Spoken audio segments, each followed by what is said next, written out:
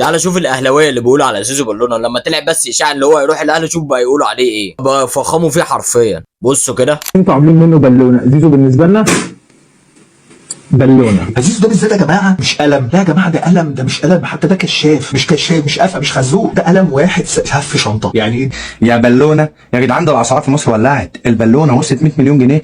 لا لا لا كتير يا جدعان. بس انا يا جدعان عادي مش مستغربهم، لان اصلا زيزو مأكلهم الوهم بقاله 12 سنه ومستغفلهم وراكبهم وسايقهم وعامل منهم بعض جماهير طبعا شلاشيب ومستحملينهم، بيقولوا عليه اسطوره، اسطوره النادي ده، الاسطوره الوهميه بتاع نادي الزمالك. انا عمري ما قصدت ان زيزو كان بالونه، اللي كنت بقصد عليه بالونه هو عماد دونجا. زيزو اصلا من امهر اللعيبه اللي جت في تاريخ مصر بعد انضمامه للنادي الاهلي، فانا بالنسبه لي يا جدعان البالونه الحقيقه هو عماد دونجا.